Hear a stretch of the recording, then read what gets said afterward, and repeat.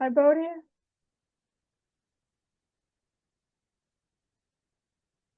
Hi. How are you? How Nice to are see you? you. Yeah, you too. Nice to see you too. I'm great. How are you? I like I'm your good. hat, your What's that? outfit, your cap, your outfit. It's just awesome. It's the West Texas uniform. It's the West Texas uniform. All right. Cool. And yeah, how are you? I'm good. I'm just getting settled into Marfa. I got here a couple days ago and yeah, cruising into Monday, just kind of getting the hang of this little town. It's great. Uh-huh. Uh-huh. Yeah. How many times have you moved? I've I've been in Austin off and on since 2008, okay. more consistently since 2020 until now. And this is just a temporary kind of creative pause Right. from a bigger city to a smaller town. This town is really cool. It's very art driven. There's a lot of Uh-huh. artists and creatives and galleries and Love shops that. and yeah, so it's a good place to kind of reset, if you will. Mm-hmm. Gotcha. Yeah. And thank you for coming on and for being on the podcast. I'm happy to be here for sure. Yeah. Well, let's just jump into it, shall we not? Yeah. Um, do you want to start with telling like around like 5 minutes is about your background, your story, where you grew up, like your art, Yeah, and yeah, I can do that. yeah, Great. yeah. Okay, So awesome. yeah, so my name is Brooke, but I go by Bodie, and Yeah. that's what I'm who I'm known in sort of the art world. I went to college at Texas Tech University in Lubbock. I went out there from I was out in Lubbock from 1999 to like 2007, 2008. I began my creative career sometime in there. I just started doing graphic design for a board shop called Rip Tank Board Shop, and I Uh-huh. designed their T-shirts. I designed their skate decks. I also became one of their buyers for hard goods, women's soft goods like snowboarding jackets, Hmm. things like that. And then in 2008, I also worked for Red Bull at one point, and they were Oh, hiring for a position in Austin. And wow. I had some family in Austin, and I knew I didn't want to live in Lubbock forever. And I was actually wanting to move to Austin at some point, so that was the perfect reason to get down there. And I moved to Mhm. Austin in 2008, and that's when our economic crash happened. And Mhm. so a lot of the jobs kind of went down the drain, including the one that I interviewed for. And so I found myself interviewing for a local retailer called Tyler's, which I got back into doing similar work that I did for the board shop, designing T-shirts, and any sort of like their graphic needs. And I was kind of self-taught. Like I didn't major in graphic design. I don't even know if it was offered as a major at the Mhm. time, but I minored in photography, and so I was able to take a Mhm. design class-ish. Right. But I mostly taught myself Photoshop, Illustrator, and things like that. And so I did that for a while. And I always had a love for lettering and typography. Yeah. And so I found myself like incorporating fonts and different kinds of type or kind of editing different typefaces in different ways and Mm. putting it into my work. And in 2012, I was still working at Tyler's out of Austin. And I kind of had not necessarily an epiphany, but I was just ready to get out of the office. I was ready to not look at a screen all day, every day. I was ready to like stop doing a commute every single morning and every single evening. I loved the company I worked for. I loved the people I worked with. I loved my boss. But I was ready for a change. I'd been there since 2009, January 2009, and it was now 2012. Mm. And I met this girl that she rode bikes, I rode bikes, and she was kind of feeling the same thing. She was like, I'm thinking about riding my bike down the West Coast this summer. do Uh-huh. you want to join me? And I was like, Yeah. absolutely. I'm ready to like just kind of be in nature and change it up. And so we did. We took off from Vancouver in May of 2012. Mm, And I thought on this trip that I was going to kind of have my aha moment, like what I was supposed to do for the rest of my life, or, what my purpose was. right. But I didn't really have that aha moment. Like we found ourselves at the border of Mexico 2.5 months later, and trip was over. And I was like, okay, well, now what am I going to do? Mm, Well, I ended up taking the train back to Austin from LA, and it's a 30-hour train ride. I didn't realize how long it mm, was. I just wanted to decompress. I didn't want to fly. yeah. And because I had so much time on my hands, and I had found myself just falling in love with this art form of typography and lettering, I clicked the hashtag typography and Mm, in Instagram, and that's when I was like kind of open up to this whole new world of mm, this art form. right. And I was just kind of blown away by some of the artists I was introduced to, just really specializing in the art of lettering. And I found so much inspiration. And I think really too, like what drove my love for the letter form on that trip is the West Coast for me, I noticed was a treasure trove of Mm, letter arts, logo types, murals, and being on my bike, I was a lot closer to my environment and got to see just so many different pieces of art in that, like logo types and logo badges and things like that. yeah. And Yeah. so when I got to, sit on the train for 30 hours, I was like, I Mm-hmm. need more of this letter art in my life. Now that I'm not on the West Coast on my bike cruising around these towns, how can I, you know, keep this art form in my life?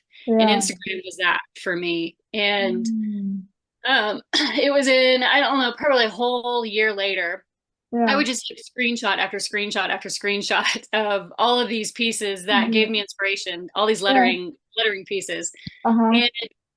And at some point, my phone, it was before the iCloud, my phone was just like, you have no more room left on your phone. Like, you can't take any more screenshots, you can't take any more photos. And I was like, what am I going to do with all of these screenshots anyway? And that's when I started GoodType, which was the Mm, curation of lettering and yeah. typography. I started it on Instagram and kind of unloaded all of these pieces. But I think what differentiated GoodType from any other account at the time was I would figure out who the artist was and I would Mm-hmm. credit the artist. And so that was GoodType's first tagline was giving credit where credit is due. So I found Mm, myself kind of more into this curation space versus being an actual artist or right. independent designer or any kind of freelance or anything like that because I ended up going back to Tyler's for a few more years, but also side hustling GoodType. Um, and GoodType was kind of the vehicle that allowed me to connect with other artists and sort of build this community. And I found that I loved that. I loved that more than anything. And then in 2017, I ended up quitting Tyler's for good and started doing GoodType full time. Trying to I tried to monetize it for about a year and a half, 2 years, and it was a struggle. I couldn't really, figure out that magic formula. And Right. so I ended up working for another company from 2018 to 2020, painting murals, um, designing collections, like apparel collections. It was in a apparel Okay, company yeah. called Aviator Uh-huh. Nation out of LA. Okay, yeah. Yeah, and so I did that for a while, and that helped me financially for sure because I was able to have a steady paycheck and not have to depend on trying to figure out how Mm, to monetize GoodType, yes. survive off of that. Uh-huh. And then in Mm, 2020, I was like, you know what? I think I'm ready to go the full-time creative route. I'm just gonna, I've done all of this design, all of these design works, apparel design, graphic design, logo design for so many people. And I was like, I think I'm ready to do it on my own. And in 2020, I moved back to Austin right. and I ended up showing at a gallery with a local curator group called ATX Gals. And my fine art career kind of took off from there. Mm, Um, And I am just so grateful to Monica. She's the founder of ATX Gals, always just kind of pushing me to paint more and to show and to be a part of the collective, which it pushed me and allowed me, it showed me what was possible in that Mhm. space of, trying to make a career out of being a fine artist. Yeah. And also too, I ended up launching my apparel brand, sort of like a streetwear apparel brand, but like in the space of fine art called Saint Bode in Yes. December. Yeah. Yeah. And now I'm kind of just in a space of like finding my voice in the fine art and fashion and seeing how I can make an Mm. impact in the world through what I've learned in this life so far. Right. Yes. Wow. Thank you. Yeah. That's I I just yeah, I love how you have, like, from what I've read and from what I've followed on your Instagram page and watched your YouTube videos on what you have told on, like, whatever step you have been sharing right on there. It's like it's so inspiring to me, sitting here in, like, Denmark watching you over in the United States. Like, now I've been in the United States, but like it's it's just it's because I'm so much like that myself. Like, if, like, there's something like I'm sitting with in terms of art or in terms of something creative, I can't hold it back. Like, I gotta, like, do something about it, right? And just, like, seeing your videos and, like, telling something, like, emotion you're expressing, like, it's just like, okay, for sure, now I gotta do that. Like, that's sometimes how I felt watching something too. So my first thing that's coming up for me that I'm sitting with you sharing is, what was it that made you take the leap into good time? Like, go fully invested in it as full time? I was fortunate enough to meet some people that they were contributor or backers of the very first book that I did with Good Type on Kickstarter, and Ah, it's oh, self-published. Kickstarter. Oh, And um, he was driving, he and his partner were driving from New York to San Francisco, and they were stopping in Austin, and they wanted to get coffee just to meet. And it was funny because he thought Good Type was like this big company. And I was yeah. like, no, it's just me. And he's like, well, do you need help? I was like, actually, yeah. Hmm. Brought he and his partner on as 50-50 partners to help monetize Good Type. And so that luckily gave me some runway to kind of dive in and not have and able to quit my full-time job for a little bit just to like get it going. Unfortunately, just being new entrepreneurs, all of us, we just couldn't really get it going. And so I decided to buy them back out, take it back full time. And that's when I took on the new job. And so I was still going to side hustle it, but I didn't Hmm. have an overall vision, like specifically where I wanted to go as far as monetizing it. Like that, it was such a passion project for me to try to monetize it. Just didn't feel, I don't know, it wasn't, I couldn't get it to make sense. Yeah. And so but taking on the business partners was what allowed me to kind of go in full time. Right. Okay. Yeah. Yeah. Yeah. Yeah.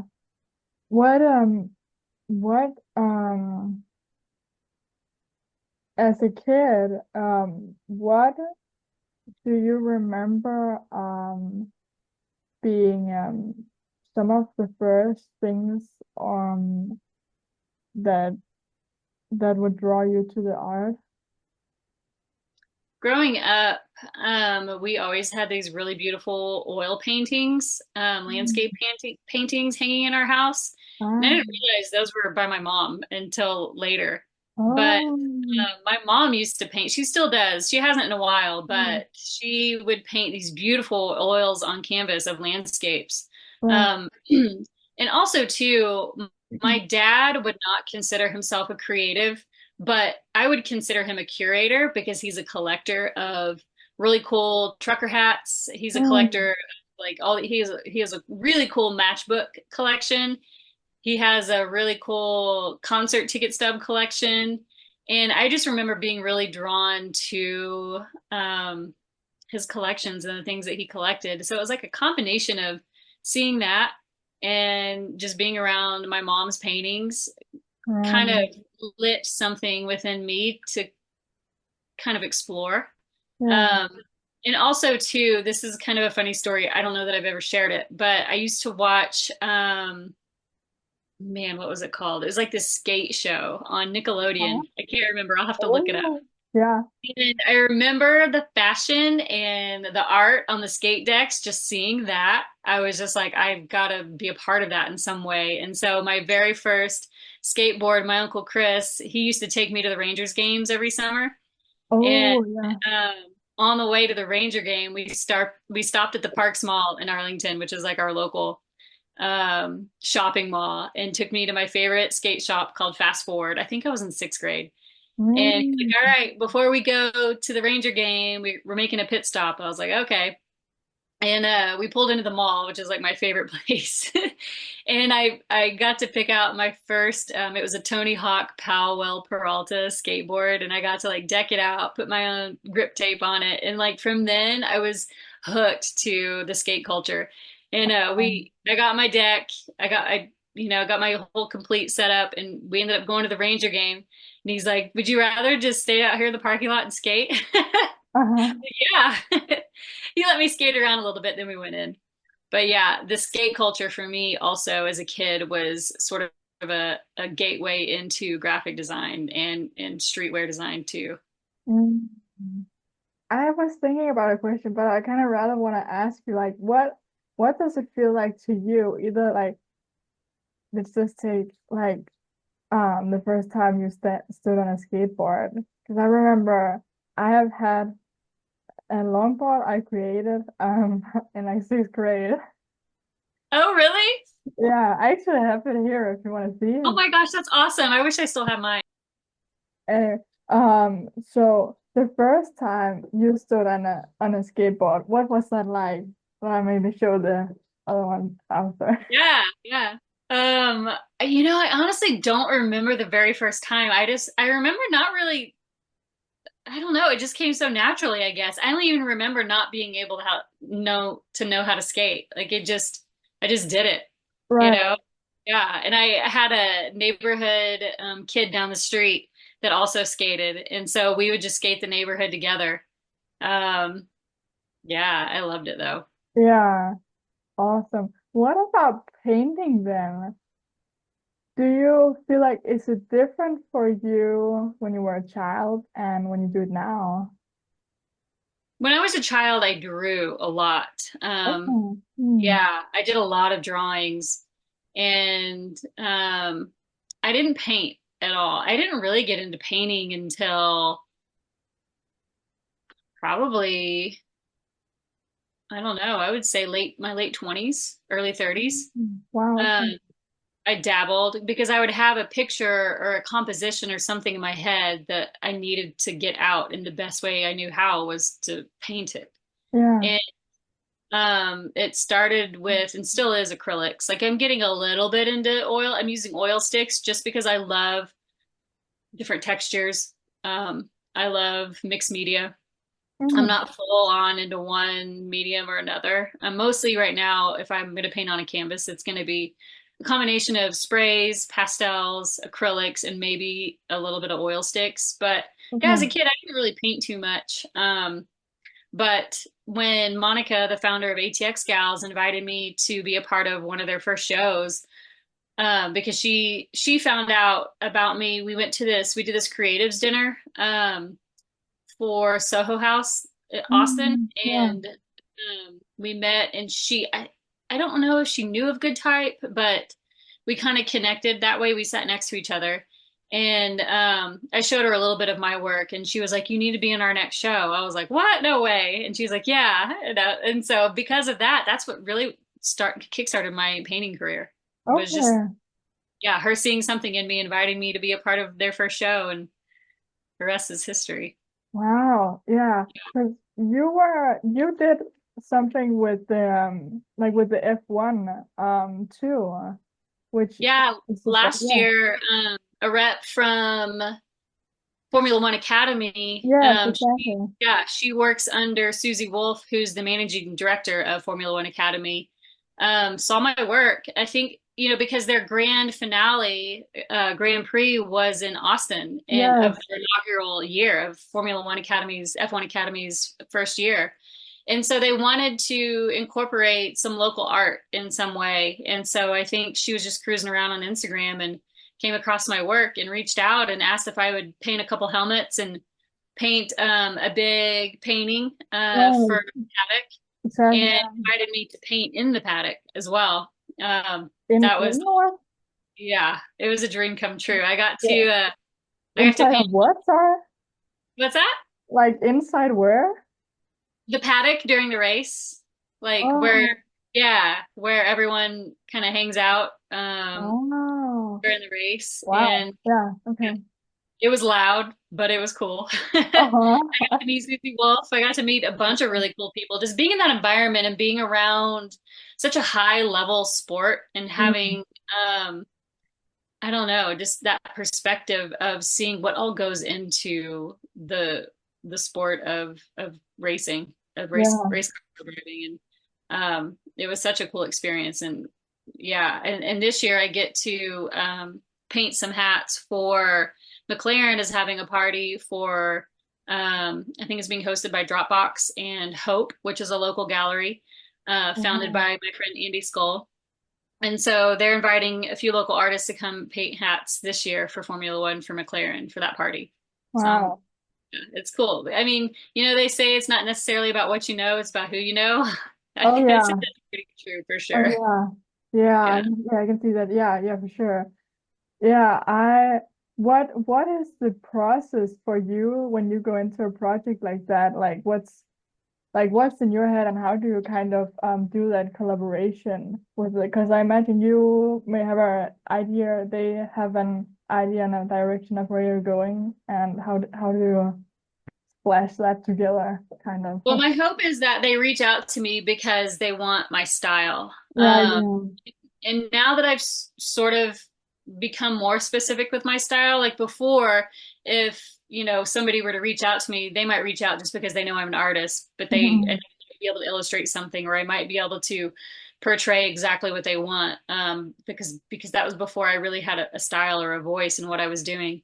And so now I'm hoping they come to me because they've seen my work and they want that style, Yeah. those messages and the lettering and the bright colors and the big cats and sort of like the graphic design logo look. And so usually it's like a discovery call, and I'm like, what's the Hmm. goal? What do we want to do with this? And that will Okay. inform my work, how I work, and sort of the compositions as well. Right. Hmm. Wow. What is um did it just oh dang it. My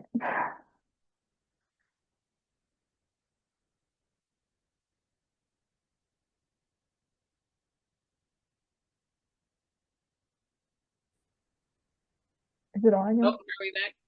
Yeah, we're back. Okay, good. Cool. It's still recording. Awesome. Um,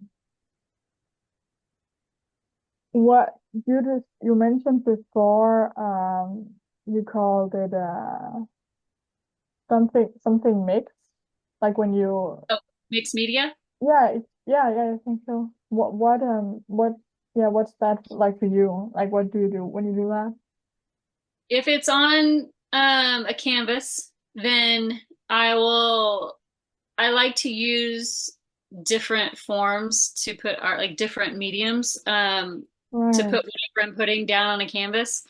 And I do that because I love texture. I don't love predictability. I love to embrace imperfection. Mm. And I feel Mm. like one of the easiest ways to show the human behind the art is to not be so clean and precise. Um, And so one of the ways I like to do that is use different mediums like spray paints or Mm, acrylics or pastels or charcoals or um, oil sticks. And right. so kind of mixing those mediums around, you don't overly know the outcome, and it's not going to be super clean and precise all the time. And I think Yeah, stories are told in that imperfection. And so that's why I like to use different mediums versus just one. right. Has when what is it for you that has like that makes you take the choice? I guess you do it, you experiment with it, and then you take these different types of paintings that you mix media, like when you do mixed media. I'm asking because I feel like that's something I miss in the art. Um, maybe I haven't seen it in a while now, but in the in what way we have here in Odense, for example, it's we very often use like one, like acrylic, for example. What is it that? Because I love when I don't even know if I can describe that, but like having those different textures, I guess. Um, I layers. think I think for me there's like a freedom in it. Yeah, You know, there's a freedom to it. You're not tied to one style of painting, or yes, you're not tied to the constraints of one medium, yeah, what one medium can offer you. I right, think, I mean, there's also a freedom and simplicity as well. I mean, yeah, constraints, yeah, if you don't have your constraints, then right, it can be overwhelming. yeah. But I think probably I'll start sometimes with one medium and then I feel really good and then I want to layer on something else, or I want to Hmm. give it one extra pop or pizzazz, or I want to tell another story. Yeah. It's never done until it is. All right. Got that. Got that. What are some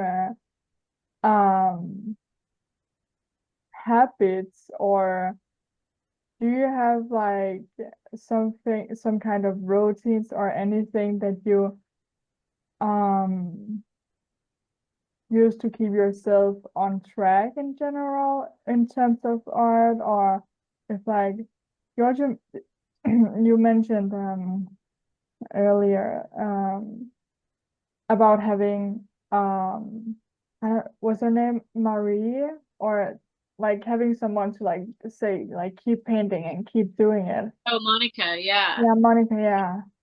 Yeah. I think for me, it's been a long journey to fully self-express the voice and the what I want to say, Yeah. because for so many years I had a heavy filter on Mm. my self-expression. Um, because I was my self-approval, or sorry, my self-worth Right. depended on the approval of others. And so how I expressed myself was based on if I was going to be approved by my peers, my friends, my family. And it took a lot of years of, I don't even know, life and just trying to pay attention and be better and be the best version of myself, to Yeah. really wake up to the understanding and awareness that, oh, wait, I don't actually feel that way. Or wait, I didn't actually mean that when I said it. Or, this um, design was actually based on something I saw versus based on what was in here, Hmm. because I was maybe too scared of what others might say about it. Right. And it took years of practicing and staying aware of, well, is this true to me? Just asking myself constantly, Yeah. is this true to me? Is this really who I am? Is this really what I want to say? Like truly. Hmm. And, to know thyself is really truly one of the hardest things, but most rewarding and most important things to do in this life.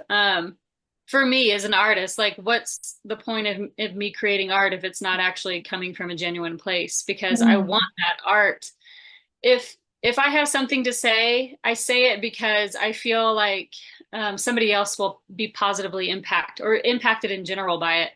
Um, and it's not necessarily for the approval of others anymore. It's just to live in a space that someone might be affected and yeah. maybe even in a negative way. Not that I would Mm, want that, but like just mm, to like wake people up.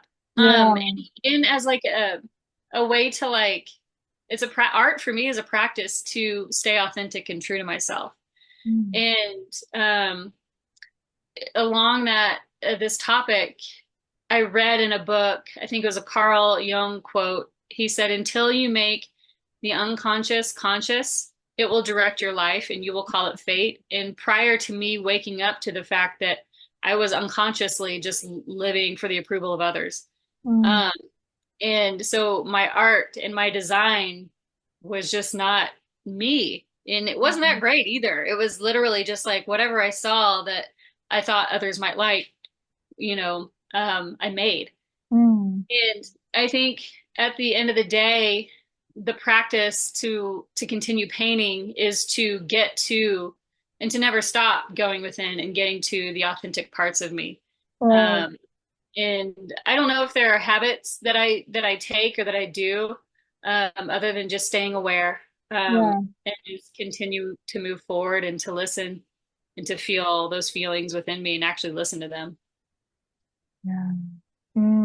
I love that. The thing about asking yourself, is that really something I want to do, or that I see from someone else, in that sense.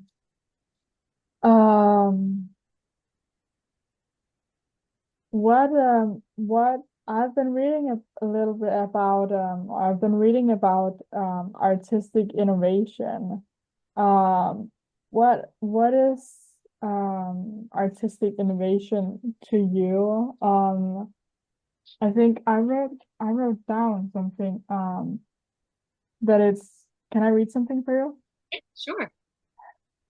Um, so it's about new techniques, styles, and approaches that artists develop to express their ideas and emotions in unique ways, which is totally something that I would relate to, or like um see myself in, I guess. Yeah, what does the artistic innovation feel like to you, or how do you, I guess, maybe experience it? I'm not Creating sure. art in a new way, Yeah. a new process, um, something that's new to you. I think for me, there's innovation in fashion, Mm, there's innovation in apparel. And for me, yeah. the challenge that I'm sort of bringing to my experience is how to mesh fine art and apparel. Yeah. Fashion is a weird word for me. It feels a little Mm, pretentious. I like to use the word apparel. mm, I'll use it every now and then interchangeably, but finding ways to create apparel pieces that are artistic statement pieces. And I think there's um, a broad landscape to innovate in that space. And I think for me, artistic innovation is figuring out how to express in a new way, in a new artistic way, in a new yeah. process with a different outcome. Yeah. Gotcha. What is it like doing something with um Devon Levesque that you Oh, did? De Um, Devon Levesque? Is yeah, that, so yeah, sorry. yeah, Yeah. he's Um, the best. Devon Levesque is the best. I joined his first cohort of mentees. He started a program called Devon's Inner Circle, yeah. uh, to help people in self-development and Yeah. entrepreneurs, So, that he's a very well-rounded individual. He's a business savant, a super young business savant. He's also a health and wellness savant. He's got an old soul. I mean, he's so young, but he's done so much and he's helped so many people and he's made such a major impact. And so when I joined his first mentorship, I was the only artist, and he was like, "What is an artist doing here?" Uh-huh. And yeah, and so he Um, threw a few opportunities my way, and I got to connect with him on some really cool projects. uh-huh. That's the first time he, or yeah, I don't know. Is that the first time he's worked with like an artist, like in the space that you do? Um, for Like, his, I think that's his first time to work with an artist. I oh, think. yeah, yeah, Yeah, yeah. yeah. Wow, yeah, that's awesome and inspiring to see. I love that. I have one of the pictures hanging up on my wall because it's just I love the design of that. Oh, cool. Yeah, yeah, the shirts and the ball. Can I ask a vulnerable question? Sure. How's it with the election right now in the United States in Texas? Um, I would say that it's better than it was the last election. Um, Mm, mm, because we kind of been there, done that in a way. We've already survived it. Um, from an economic standpoint, it feels a little bit unpredictable, a little bit shaky. mm, Uh, but honestly, I think in my small container, I am close to people on both sides of the fence. And I think just for me having an open mind and just trying to see it from both sides. mm. Unfortunately, it is black and white as much as we don't like to want to be divided.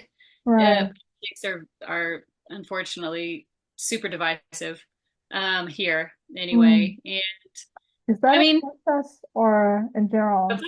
Is that in Texas or in general, you feel like? I think in general, Okay. honestly, I mean, I haven't really experienced it anywhere else, but Mm, Texas is a pretty vast, pretty big state, and in my experience, seems to be a very divisive uh, topic. So, mm, but I mean, every city is different yeah. for the most part. So I don't Mm, know. I mean, we're cruising along, we're getting through it. yeah. Yeah. Just trying to be as kind as we possibly can to each other, Mm, despite our differences. And I mean, that's why I love art so much, mm. because it can create a common ground Oh among, yeah. people that might not necessarily see eye to eye on quite a few things, but can bring people together from all backgrounds, beliefs, political beliefs, and whatnot. Mm. Yes. What is a place in Texas that is 10 minutes still great with you, by the way? Is what? Is 10 minutes still great with you? Oh, yeah, 10 minutes is good. Yeah, okay, good. What's an art place? What's an art place in Texas that you recommend anyone visiting to go to? Um, Or if you want to see a lot of art or a lot of good art or just art in general, I mean, Austin is a great city for the arts. The Cathedral is a gallery on the east side of Austin. Um, Look it up, the Cathedral ATX.com or the Cathedral ATX on Instagram. That's home to the ATX Gals collective that I mentioned earlier, yeah, founded by Monica Ceniceros. okay. Amazing space for art, to discover a bunch of up and coming artists and quite a few established artists as well. I love the contemporary we have downtown Austin, another great gallery. Um, Marfa, I mean, it's a 7 hour drive from Central Texas. It's out way out in West Texas. There's Okay. so many cool galleries here, and it's just a cool town to experience. And it's a small town. I think it's like less than 2,000 people population wise. Oh, Um, and Fort Worth has a great art scene as well. The Museum of Modern Art, Fort Worth, uh-huh. great gallery. And yeah, I mean, Austin, like I said, is full of really small galleries, Mm. which feature a lot of wonderful artists. Mm. Oh, well, thank you. Yeah. Thank you. Um, what's yeah, what's a must visit for anyone? I guess just coming to the town. Coming to Austin or Yeah, Austin. a Austin or must Austin, Texas. a must visit for Austin. We love Something our you would go trails maybe. and our hikes. I would say, get a coffee at Carpenter Hall, Okay. and take your coffee down to Ladybird Lake and walk around, just to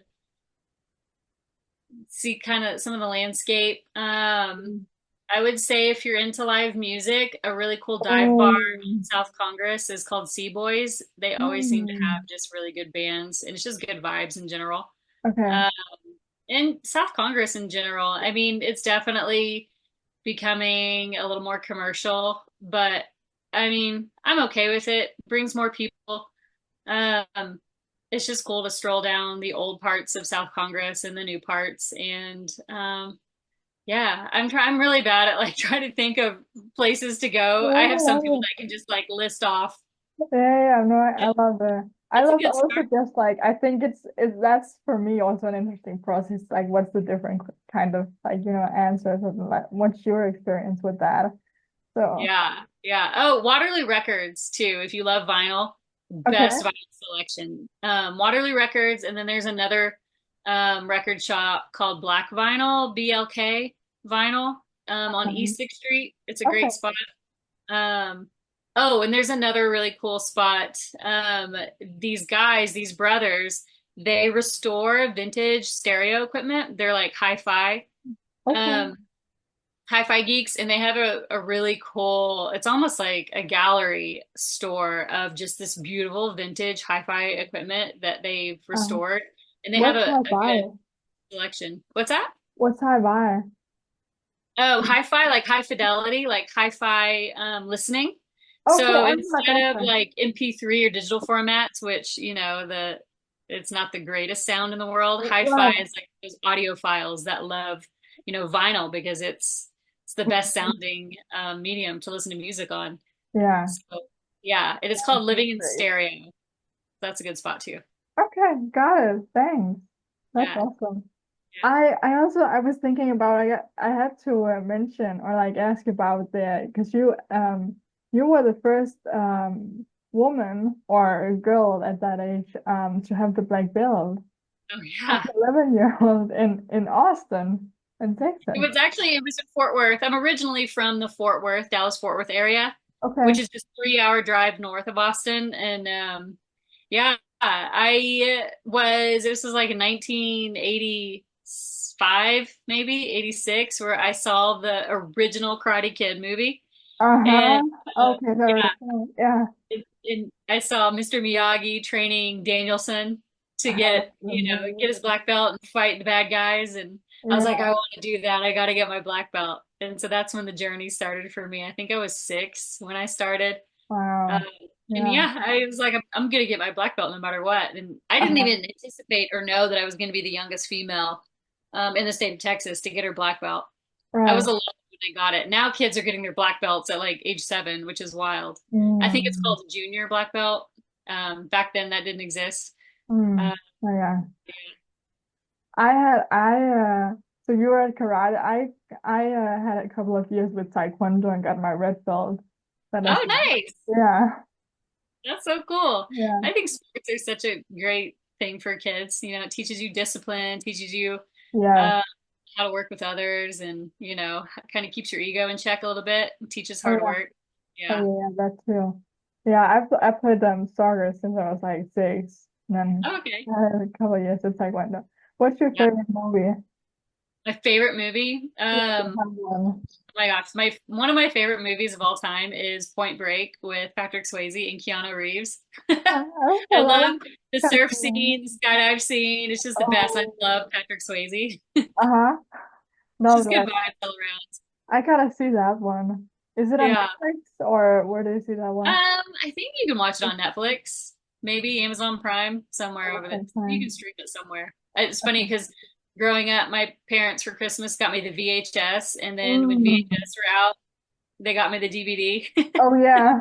Yeah, I used to have like a shelf with the DVDs too, and now it's just like Yeah, don't yeah. have that anymore. Maybe they could win with that gift because I just love that movie so much. Love that. That's nice. That's so cute. Um, well, that's cool. I have a playlist for the podcast, so I'm gonna ask you about three was it music videos about I was about to say three songs that you absolutely love. You can answer it now, or you can mail it to me. Okay. Yeah, I'll send something your way. I'm really into this artist. Her name is Reina Tropical. I saw her last week at Mohawk, which is a music Oh, venue in Austin.